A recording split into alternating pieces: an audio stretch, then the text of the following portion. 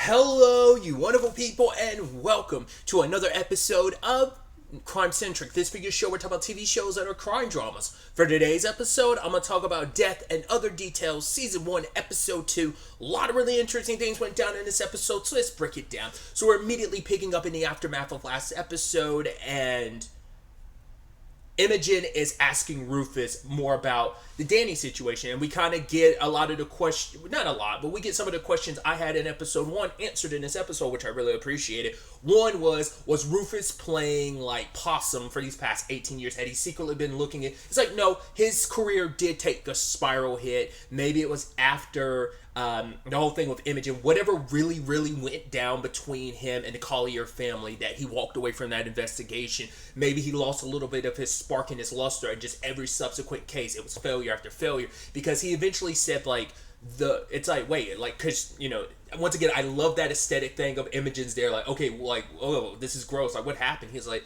the phone stopped ringing. Because she's like, Danny, it's like he was his assistant, but then like the phone stopped ringing. So part of me wonders, like, is it just that his reputation took a dive because he was so wrapped up in Imogen's case of like, I failed her, it's the one that I couldn't solve for whatever reason, and he just felt like a failure, and it impeded his work in every subsequent case until he was washed up? Or did the Colliers blackball him? Did they ruin his reputation? It's hard to say. So there's still that missing piece of the puzzle of why he walked away from the Colliers, like an Imogen, all those years ago. So I think that plays a big role in that. But it turns out Danny's actually the one that kicked Rufus's butt, because Rufus was down and out. He was drinking and stuff like that. It was only 6 months ago Danny came to Rufus and was like, hey, the Lawrences the Colliers are making a deal with the Chuns. This could be an opportunity, like a business opportunity. They'd have no choice but to open up their books. So that's why he created the character of Keith and was trying to get in with Trip so that he could have close proximity to the family, of course. But it's interesting to know that Danny's the one that whipped him into shape, and he's the one that pushed him to get on the boat, because he's like, this could be your opportunity to make up to that little girl who you made that promise to all those years ago. And you know, and which is so interesting considering, like, because you see this smile on Imogen's face, like, I like him. It's like, it is kind of sad because we only knew him as Keith, and like, oh, he's such a douchebag. Obviously he was playing a character, but now you could tell Imogen feels bad. It's like, oh man, he was being such a douchebag, but he was playing the role he was cast in. At the end of the day, he was actually a really sweet dude, that he was even looking out for my best interest. He's kicking Rufus's ass, be like, get up, let's get investigating, like, you know, you owe it to this little girl. But even Danny was like, if you don't do it, I'll go by myself if you won't do it. I was like, that's, once again, it shows him in a very endearing light, makes it, you know, really sweet. So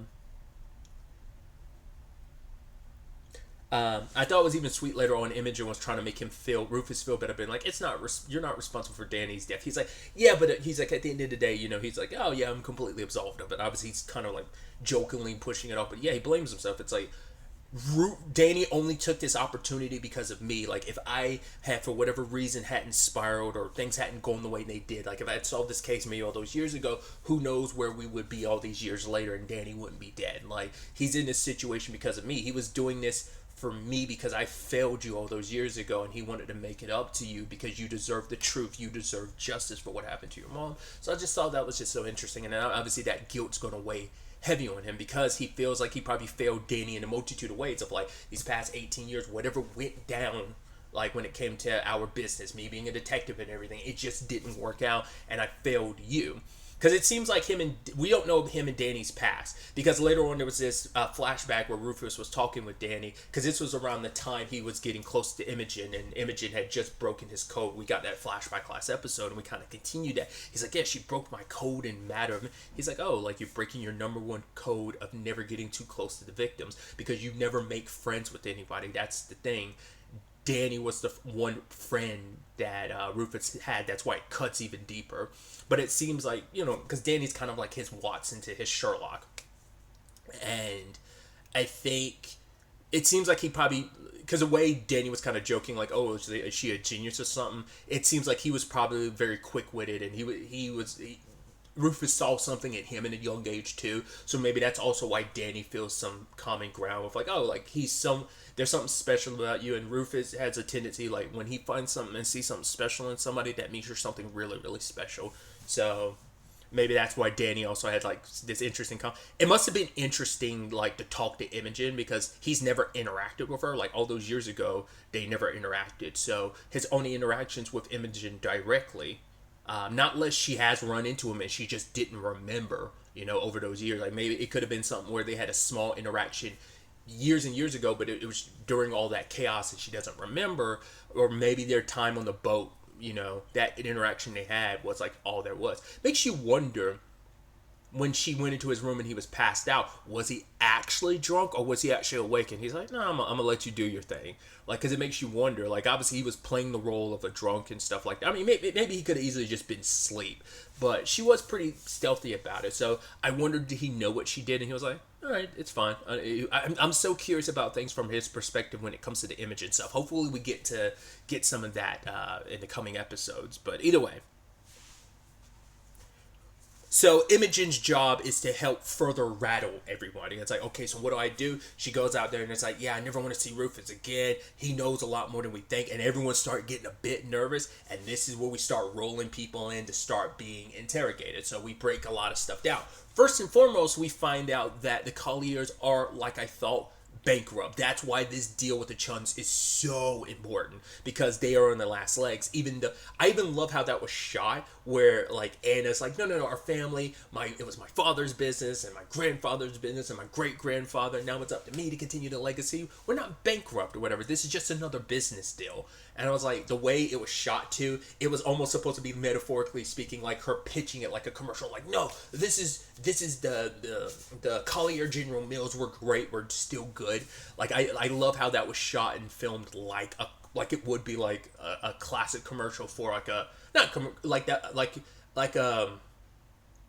a business meeting or whatever, or even a commercial for a business that's been around. Like, look at the legacy of what this company was. It was my great grandfather's and my grandfather's and my father's, then it's going to be mine type of situation. So I thought that was interesting. But it's like, yeah.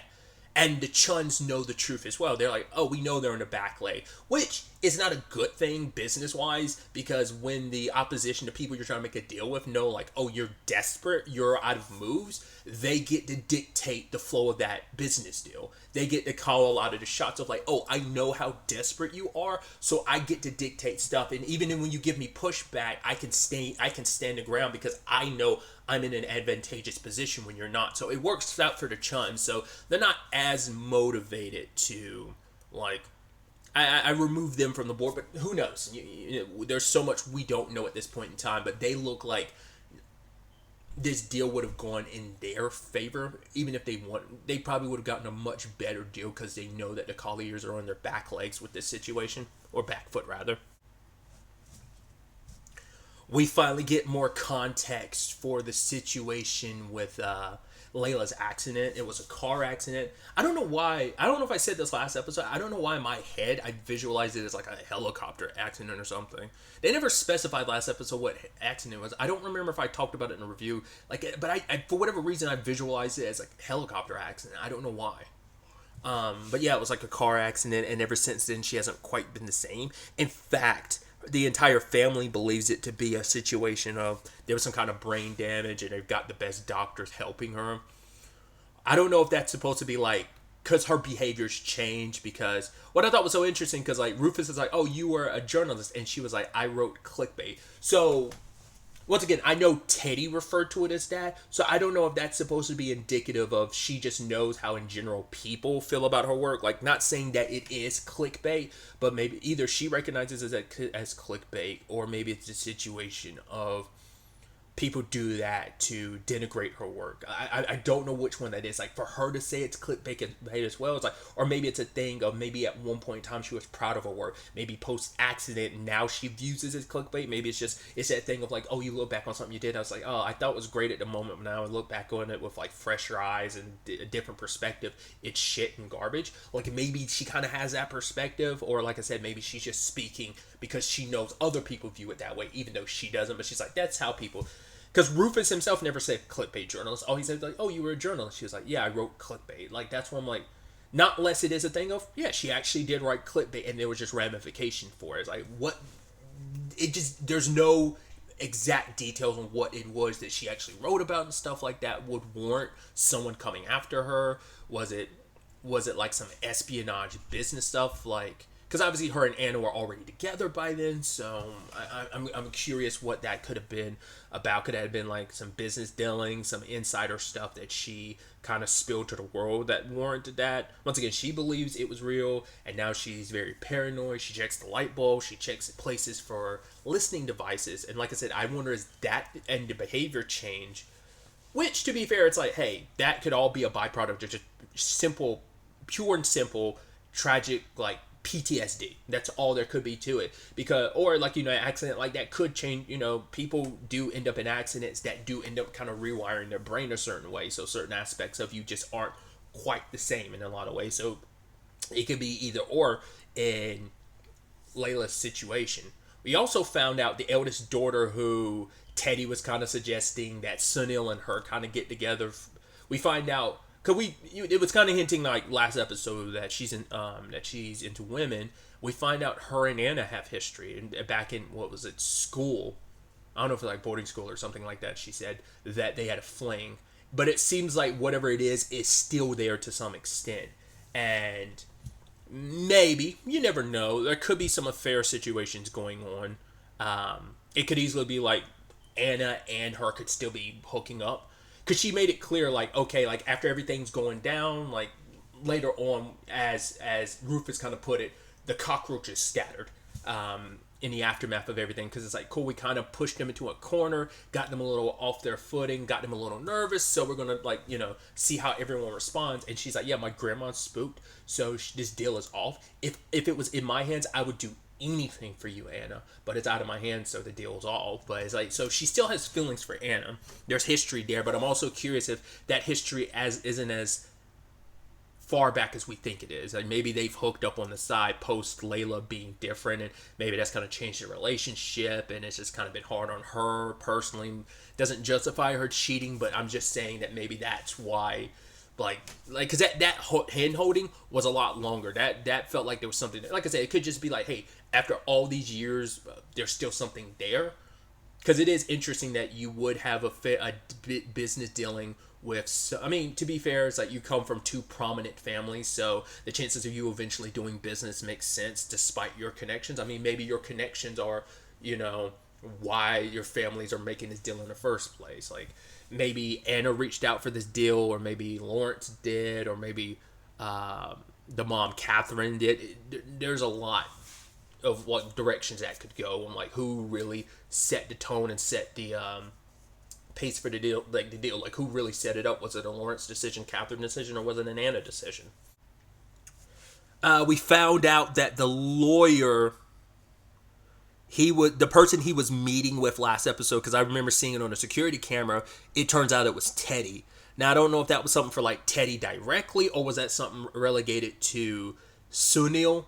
Maybe there's something, that connection, because obviously she worked for Sunil, so this is his ship and everything, so. And she does seem like she's looking out for his best interest, because his best interest falls down to her, which is in the best interest of her family, which we get a little bit more on that with her and her sister Winnie. It's like, right, I've kind of always been more of a mother to my sister than anyone else, which goes back to the question of what is their relationship with their actual mom like then, if that's the case. But because it's not only just her sister she's feeling responsible for, it's also other people in their family, because once again, one of the other staff people, one of the housekeepers is her aunt, so she's always kind of had to be the responsible one. And even Rufus had asked, like, oh, you feel a little guilty about the fact is that you were given opportunities she wasn't, and I'm wondering what that's relegated to. Like, does that come with, like, hey, the hard responsibility of not only that I have to raise you, I have to also be responsible for you even now that we're older? Or is it just kind of the thing of, I'm envious because I have all this responsibility, I'd give anything to be in your shoes, where I wouldn't have like the weight of so much on me as the older child, a lot of it falls on me type of responsibility type of thing. So I'm interested to kind of dive into that more. But what other deal could they have been making?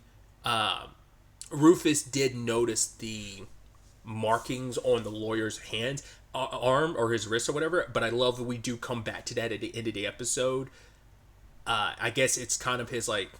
I guess it's one of those power things. You know the whole stereotype of like, oh, if you're a CEO, you like being humiliated and having your balls stepped on type of thing. Like, you have a high pressure job means you're more likely to be in some kinky shit. That's like the stereotype. So being a high powered lawyer and being, maybe your stress is like, oh, I like getting tied up and gagged and put in a closet. Now, I don't know if that was supposed to be Tripp's closet. Probably not. But I'm wondering, like, is that also why he gave Teddy that money? Because I'm like, does Teddy do that as a side gig or something? Like, is that what was that payment for that, or is that completely unrelated? Not less that's a him and Catherine thing. I can see that potentially being a possibility of like, because I'm trying to think like who else would do it. Like if it's not Teddy, I'd assume it's Catherine, but I'm keeping it on women, but I mean it could just as easily be another dude that does that who gets off on that. Not unless it's, I mean, for all we know, it could be Lawrence is really into that shit. So that could, I mean, hey, no kink shaming, no, I'm not yucking anybody's yum, but I'm just like, that could easily just be a dude's thing too, because the pastor or priest dude. Obviously, he's the, as Rufus puts it, he's the kingmaker. He makes all the connections and deals. He's the one that kind of was trying to put Keith and the governors together, but he was trying to pump her for information. I mean, obviously, Keith was doing his job. He was getting close to people, trying to get some information. It's just obviously he came into some roadblocks because him trying to get close to the Collier family doesn't work as well when you have Layla, who's as paranoid as she is, not liking her photo taken. She called him out for being the one that followed, which I even love. Rufus is like, he's like, oh, you're going to talk about that confrontation? She's like, right, it was nothing, whatever. He's like, oh, you're acting like I don't know about that other confrontation you had the other night. It's like, yeah, Keith most likely contacted him before. Well, actually, no, because... Well, to be fair, that was on the security footage, so there's that element to it, because I was like, right, because Keith probably told you, but I'm like, no, he says, like, the day that Keith died, he hadn't contacted, so that includes him and Imogen's interaction at the beginning of last episode, which obviously, like, we rewind and go back, the immediate res of it all, but... Yeah, like, none of that was... I mean, because he does have his own notebook, but it was taken most likely by the killer, so that was his way of doing that. But who was it? I forgot. They had referenced the pastor with like his interactions with Keith or whatever. He's like, yeah, what was happening between me and Keith, that's between me, Keith, and the Lord. But it's like, well, there's also the element of, what about, does that cover on the deck? He's like, I'm not the most like religious person and stuff like that. So he's like, I don't know if that really counts. They used to have that covenant of silence between a priest and a practitioner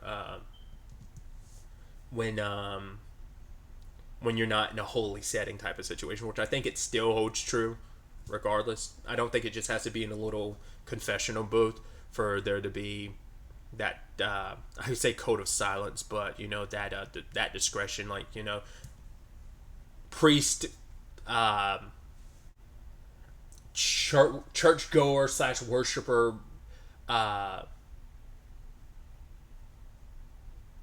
confidentiality. I forgot the actual. I don't know what the terminology would really be. I'm stumbling on my words there. I do apologize. But like, I could have sworn I remember him being in a church talking to someone. Like, 'cause they looked like it was someone with like shorter hair. At the time, I was like, is it Catherine? Because whoever it was, it looked like it was blondish hair. But I'm like, who else would it be? Because she's the only blonde amongst like the main cast. I don't remember vividly enough, but it seemed like it was a woman he was talking to, but I could be mistaken. We find out about the governess and Tripp, which was interesting because Winnie, she's the one that got the call about sending the cart that the killer most likely used. It's still not a guarantee. It's this early in the show. There's no way the actual means of how the locked room murder situation happens. Like, that's not going to be revealed until the end, where we're like, no, we're going to put everything together. Because, once again, they've also made that a red herring from the very beginning, because Imogen's the one that it has to be this, and Rufus is the one that prefaced maybe. He never 100% guaranteed it like Imogen did. Imogen's like, this definitely had to happen. It's like, no, there's no guarantee. But at the very least, it doesn't work well in their boat because Winnie was like, right, I sent it. The cart was sent from 541, which is Tripp's room, but it wasn't Tripp. It was a woman with an American accent. Didn't even cross my mind. I was like, who would it be then? Didn't even cross my mind it would be the governess because I missed the little detail because. Like, it's like, oh, because Rufus is like, oh, yeah, I heard you were unwell because she sneezed. And then Rufus sneezed, which I knew he was doing it on purpose. I just didn't know why he was doing it around Tripp. And I felt so stupid because I was like, of course. Because Tripp is like, oh, yeah, this thing I'm wearing. Like, yeah, everyone's allergic to it. And it's like, just one of the other people that happened to be on the ship has some since they sneezed too. Because he's bringing people in and out, because he's questioning people, having them leave, taking that information he gained from that interview, taking it to someone else. So the governess had already been in, well, Tripp had already been in the room previously, and then him coming back in there, like she sneezed because of that. So I don't know if that's indicating that maybe he was sneezing around other people. Because he might have already had that information at the time from Winnie. But before he did a sneeze, he probably knew, like, okay, so which of the women could it have been? American accent. I know it's not Imogen. I know it's not Anna, obviously. So because he knew whatever it was, it had to be of, like, a sexual relationship, the woman that was in your room, especially how protective he was of, like, he's like, yeah, don't worry about it. There's plenty of people that could have been in my room. It seems like, I think he might be in love with her. Because, like, when she was leaving, he was like, come on, please. And she left the room. He's like, I thought he was going to say, I love you. No, he's like, I have more coke. It's like, because I think he enjoys being around her. Like, she probably enjoyed, like, it's probably a fun time for her. And she kind of likes him, but probably doesn't, like, see any future. It's like, we're having fun, but now I'm in the middle of a murder investigation. Like, stay away from me. I shouldn't have, like, because she's the one that ordered the cart.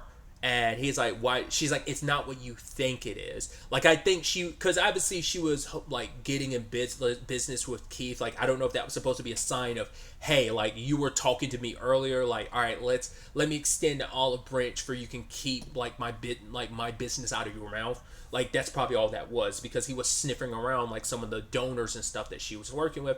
Obviously, they were saying, like, right, she's most likely sleeping with one of her donors, and that ended up being Tripp. So I wonder, does the rest of the family know about that? Probably not. But because that's his well-kept secret, because he's like, Alexandra, like, I haven't told anyone. She's like, good, keep it that way. But I think he legitimately has a thing for her.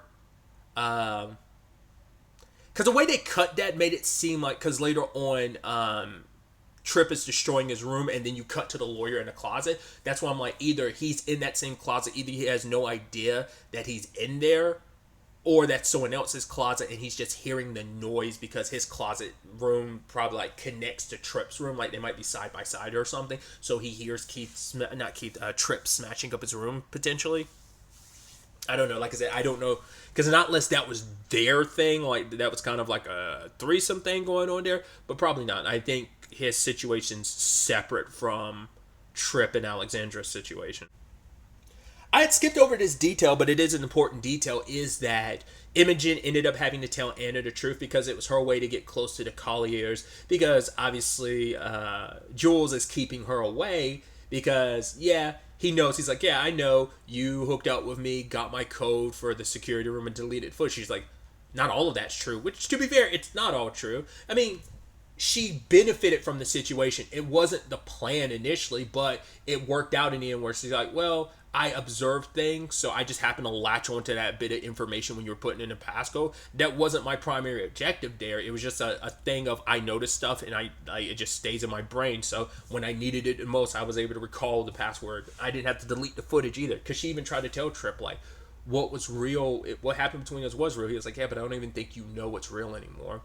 I can see there's an argument, and I think even she can too, because she's in this situation where she's had to be around this family, kind of being what they want her to be, but also kind of being herself. And even what Keith was saying to her, which he was being mean, playing the role of the asshole, but I think he was also being a little truthful, where he was like, I get it, you are trying to fight it from the inside, but you're not the insider you think you are. I think he was being a little harsher just to play the role of Keith, but I think there was some like nuggets of truth he was trying to slip in there, like from a caring perspective, because it's like, I don't want you, because he does legitimately care about her. Maybe, like I said, maybe there's a lot more common ground between them than just the Rufus connection, and maybe that Rufus connection is just kind of like a through line of there is similarities Keith when he sees Imogen, maybe not even just through the lens of Rufus is taking an interest in Imogen.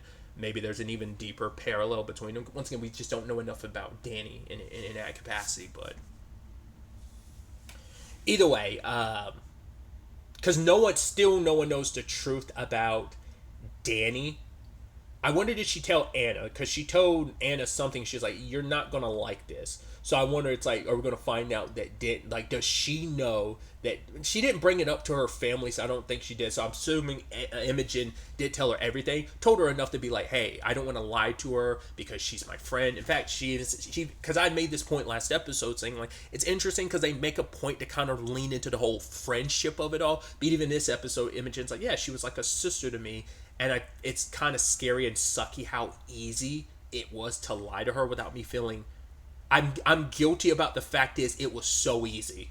I didn't stumble. I wasn't too worried. It's like, because there was always going to be this line of disconnect, because it's like, yeah, they're like family, but they'll never be family. Which even Rufus is like, yeah, that's the lonely nature of this job. You will never be able to fully trust anyone but the truth. That's the sad aspect of it. And no one can trust anyone because everyone's got their secrets. Even Sunil, he's got his own little. He's got a second safe, even though he makes it seem like he's like I've got nothing to hide. But Rufus manipulated him into revealing the fact is, hey, I have a second safe, and it's like, why do you have a second safe? What's in there? What do you have to hide? We also find out Jules has something to hide because Sunil. It's like, right. Sunil didn't let his head of security know that Keith tried to break into his room, because even Sunil doesn't know the truth about Danny.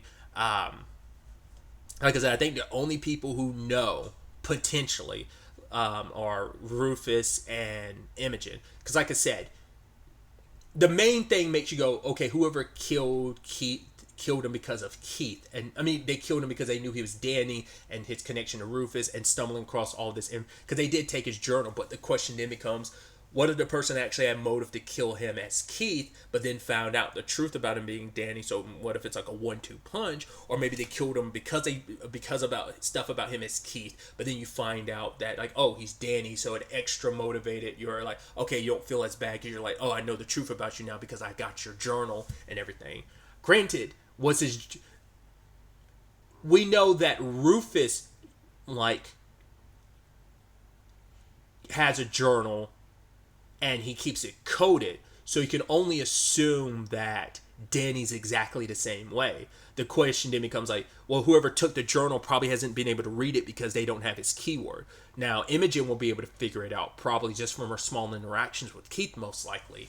It's probably something that Rufus won't be able to figure out. It'll probably be something Imogen will have to figure out. Or either he knows, but I don't know, because I'm sure there's stuff that Danny probably kept away from Rufus too. So Rufus probably doesn't know the code word, but I think Imogen will probably be able to one to figure it out. Maybe, in fact, that one interaction they had in episode 1 might hold the key to it. Maybe that's also what he was kind of winking and nudging to. Like, I feel like that conversation is going to turn out to be super important in some shape or form, and I just don't know how. Like I said, whether it was something he said that he was hoping Imogen would take to heart because he was, like I said, being harsh, but there were some nuggets of truth he wanted her to take into that consideration in relation to her, relationship to the Colliers, or was he subtly throwing something in there because he knew eventually she'd pick up on it if ever need be. Because while he was having that conversation, if I remember correctly, that's also around the time he was putting his notebook down. And he knows the way her mind works. So he probably knew, like, if anything happens, you are a gifted person. And I know you'll be the person that Rufus can turn to if anything ever happens to me. Because maybe he was prepared. Maybe he knew something was going to happen. Who knows? Either way, I went on this whole massive tangent too, but a point I was going to make up earlier too was that Sunil doesn't trust Jules for whatever reason, because it's like right, because what led me to that whole diatribe was like he saw Danny breaking in, trying to break into his like room or whatever, but he didn't bring it up to his head security, and he was like, and it's like, oh, because you don't trust Jules, and even Sunil was almost like, who's Jules? And she's like, the head of your security. He's like, oh, okay, he doesn't know his staff's name, because they're only recent hires, but it turns out that Jules, as we see later on, has multiple passports. He has a whole bunch of money. So Jules isn't who we think he is. I don't think he's involved in this. But once again, as Rufus brought up about Teddy, that say like she has her own secrets and her family's secrets, but that doesn't necessarily mean it's directly correlated with what's going on in this boat of like Keith's murder and stuff like that. Well, Danny's murder and such. So I think Jules is in the same boat. I think, especially because we learned last episode, obviously, both him and Imogen are in the Dead Parents Club. Once again, we don't know enough about Imogen's dad, but obviously her mom's gone. He talks about the fact that he's lost both of his parents, so maybe there's some correlation there. Maybe he's on the run. Maybe he's trying to bury his past for some stuff he's getting away from, something he's done. We just don't know. So there's that. We also had this little detail about Catherine. Turns out she's forging Lawrence's signature on stuff. Is she some correlation? Does she have some kind of connection to the bankruptcy? I'm also curious, did Lawrence have an affair with Imogen's mom? Because I also forgot to talk about that. We finally learned what Imogen's mom's correlation and connection to the Colliers are. I don't know if she was their secretary, but she was a secretary. And Rufus is saying that this has to deal with some like secret organization that is connected to all of this, that wants to keep whatever they're mixed up in to themselves. So it's like, but yeah, my mom was just a secretary. It's like secretary means she probably knew about the Collier's bankruptcy situation, because Anna's like, yeah, we've been going through that for years, money troubles, but it could easily be a thing of there was some adverse transaction, some money exchanges, like maybe because she was very good at stuff. It's kind of what Lawrence was getting at too. She was very smart. The way he was talking about her in such like he had this like stern look on his face, but he was talking about her in such reverence that it makes me go like, did he secretly have a fling with her? Like, did they have an affair, or did he just like her? Like, did they have history where it's like something happened years and years ago, maybe before he married Catherine, or was it happening simultaneously with Catherine? I don't know. So I'm curious to see where things kind of go on that front. Like I said, especially with the whole Lawrence of it all, like Catherine's like forging his signature and how significant that is, because maybe Lawrence isn't aware of everything, or maybe she's doing a lot to cover Lawrence's back when it comes to all the dealings and stuff. I think it's going to be significant because she can sign off on stuff there. She signed off on stuff that even Lawrence and most likely Anna aren't even aware of. It could be a thing of Anna's looking for her father's approval, but Catherine will make the argument, I'm the brains behind the operation. Yeah, your father's name goes a long way, but I'm the reason why the business is as successful as it is. We women in the family never get our just dues. It's like your father's got his own plans. He's doing his own thing, and so is your brother. He's a dreamer, yada, yada, so on and so forth. You and me, we're kind of in the same boat. We're the women in this family that don't get the just dessert that we do, like we deserve. Like we're the ones that kind of make money moves here and stuff like that. So I'm curious to see where that ends up taking us as well. We also got introduced to the Interpol agent that's going to be investigating this case, Hilda, at the very end of the episode. She kind of was able to, the moment she met Sunil, it's like, oh, he kept all your VIPs up and he tricked you into an interrogation you didn't consent to. And he was like, yes, how did you? So she's like, oh, this is going to be fun or something like that. So it definitely feels like her and Rufus have history. Granted, he's kind of considered like the world's greatest detective. Once again, that's a moniker other people slap on him. He doesn't really take much weight to that, but I'm assuming him and her have history. Now, whether it's going to be like a romantic tryst they've had in the past, or they've crossed paths, like maybe they've had that butting of heads type of situation. Like there is something there and maybe nothing happened, or maybe there is something there and it did happen in the past, who knows. But she knows him by reputation enough, because Interpol's the one that signed off on Rufus handling things until, but it just felt like that response she gave to Sunday made me go like, oh, you've got history. So I think that's going to be a fun and interesting dynamic to kind of get to see who she is. It seems like she's kind of cut from the same cloth as him in a lot of ways. I kept wondering why the actress who plays her looks so familiar. Her name is Linda Emmon, and I was like, why does she look so familiar? Looking through the filmography is because I've seen her fairly recently in something, and that's Only Murders in the Building.